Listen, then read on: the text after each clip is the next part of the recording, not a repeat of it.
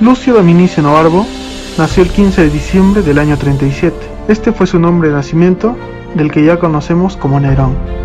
Tenía 2 años cuando su padre murió, el cual dejó una herencia. Este tomó el nombre de Nerón a los 13 años y fue adoptado por Agripina y el emperador Claudio. Agripina era una mujer bastante malvada. Nerón tomó el puesto de emperador después de que Claudio muriera. Se dice que murió a manos de Agripina.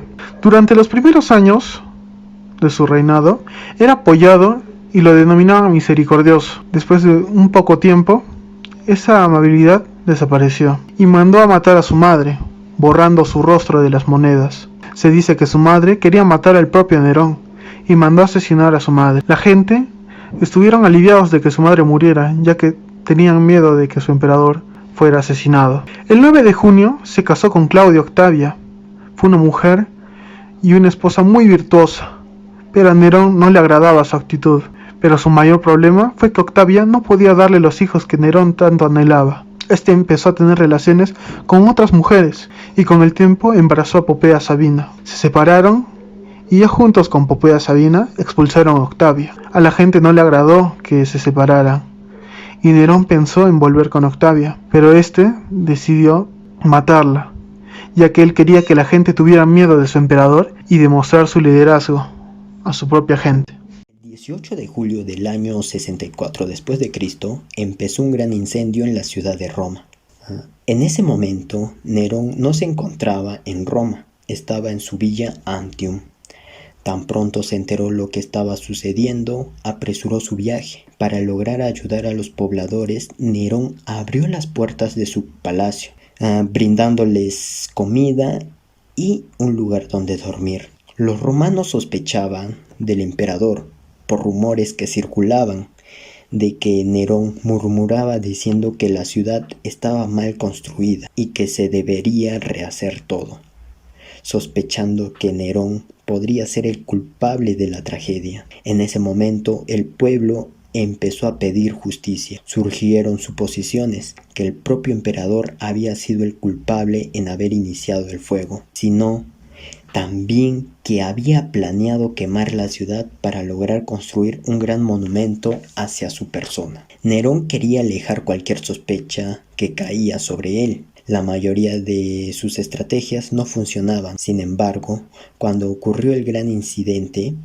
2 barrios no fueron destruidos y estaban siendo habitados por judíos y cristianos. Así que sin dudarlo, culpó a los cristianos, condenándolos a ser torturados, algunos crucificados y a otros embadurnados con resina y usados como antorchas por las noches. En el año 68 después de Cristo, gran parte de la población romana se rebeló contra Nerón. El Senado romano lo retiró de su cargo.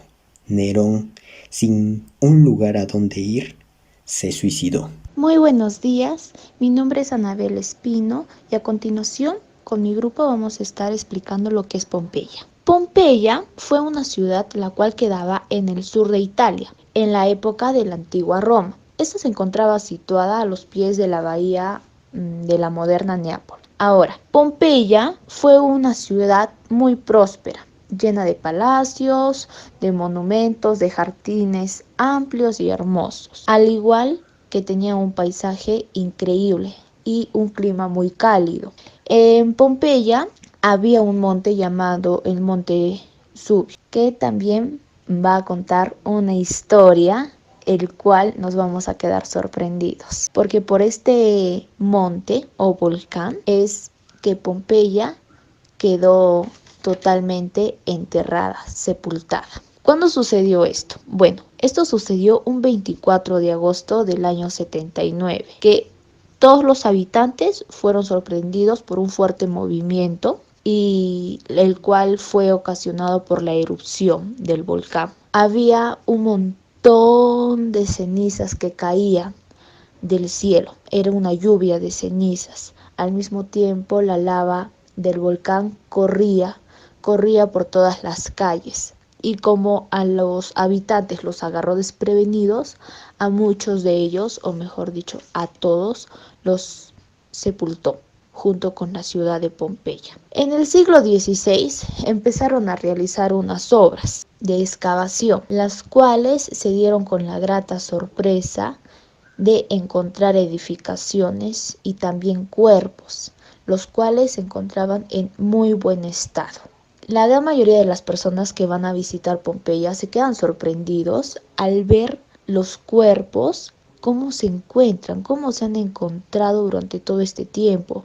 Hay muchos que tienen aún la expresión en sus rostros de dolor, de angustia.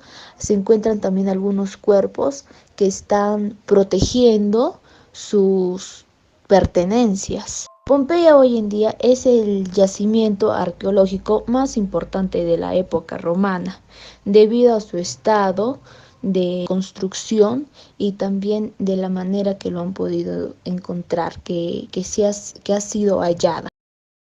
A continuación, mi persona y mi compañero Rosas Ramírez les hablaremos sobre el capítulo 35, que es sobre Jesús. Esta historia se remonta a que Augusto convirtió a Judea en una provincia de segunda clase, bajo la gobernación de Siria. Y es así que poco antes de que se llevara esta nueva ordenanza, ocurría un pequeño hecho del que nadie se percataba, que en Belén, cerca de Nazaret, se pronunciaba el nacimiento de Jesucristo. Seguiré con la historia de Jesús. En los evangelios nos describen la juventud de Jesús, nos dan testimonios contradictorios, episodios discutibles y fechas inciertas, como la anunciación de María, la virgen esposa de José el carpintero. La historia ayuda a ver cómo eran las condiciones en que se vivía en la época de Jesús. Judea vivía en un estremecimiento patriótico y religioso. Habitaban 2 millones de personas aproximadamente, de las cuales 100.000 estaban censadas en Jerusalén. En esa ciudad vivían algunos griegos y siríacos, y en el campo vivían hebreos compuestos por labradores y artesanos pobres. Ellos trabajaban y rezaban para el retorno de Jehová, que regresará al pueblo para salvarlos. El Sanedrín se conformaba por 71 miembros, bajo el mando de la presidencia de un sumo sacerdote y dirigido en 2 fracciones, saduceos y teólogos. La política, literatura y filosofía hebraica eran religioso. El motivo principal era la espera del Redentor, que vendrá un día a rescatar al pueblo del mal. Esa esperanza comenzaba a ser compartida también por los pueblos paganos sometidos por Roma. Jesús adquirió confianza, conciencia de ser el Hijo del Hombre tras haber escuchado a Juan el Bautista, que vivía a orillas del Jordán y bautizaba en nombre de Dios. Jesús se bautizó a los 28 o 29 años y en el 15º de Tiberio. Fue bautizado por Juan el Bautista, que más tarde fue decapitado por Herodes Antipas. Jesús comenzó a predicar en la sinagoga y lo acompañaba con milagros. En su camino, él formó a sus 12 apóstoles, entre los más importantes, Andrés, Pedro, Santiago, Juan, Mateo y Judas Iscariote. Bajo ellos hubieron fieles hombres y mujeres que siguieron a Jesús. Al inicio, el Sanedrín no se preocupó mucho por Jesús, porque sus secuaces eran escasos y porque las ideas que predicaba no eran incompatibles con la ley. La ruptura fue cuando Jesús se proclamó el Mesías. El Sanedrín temía la sublevación contra Roma. El 3 de abril del año 30, Jesús tomó su última cena con sus discípulos, avisándoles que alguien lo había traicionado. La misma noche lo arrestaron en el huerto de Getsemaní. El Sanedrín lo mandó a Poncio Pilatos después de que él les haya respondido de que sí era el Hijo de Dios. Ellos lo consideraron como una blasfemia. Pilatos, a regañadientes, sentenció a Jesús a ser crucificado. Fue crucificado a las 9 de la mañana entre 2 ladrones y bajo la tortura murmuró: Dios mío, ¿por qué me has abandonado? Y a las 3 de la tarde expiró. José de Arimatea sepultó el cuerpo de Jesús. 3 días después resucitó, se apareció a sus discípulos y 40 días después ascendió a los cielos, y los apóstoles fueron por el mundo anunciando su resurrección. El capítulo de los apóstoles trata sobre Pablo, quien fue hijo de un fariseo. Sentía cierta antipatía hacia Cristo, condenó a uno de ellos por infringir la ley y pidió al Sanedrín para poder perseguirlos cuando se encontraban en Damasco. Pero en el camino, Pablo escuchó una voz que decía a Pablo: ¿por qué me persigues? Y se encontraba que estaba hablando con Jesús. Al término de eso, se quedó ciego por 3 días y se convirtió en el nuevo anunciador de la fe. Predicó en Arabia y volvió a Jerusalén para pedir perdón a Pedro por su pasado. No se sabe por qué lo procesaron a Pablo. Solamente que su acusación fue por desobediencia a las órdenes del emperador. El mismo día del año 46 crucificaron a Pedro y a Pablo por ser ciudadano romano. lo decapitaron.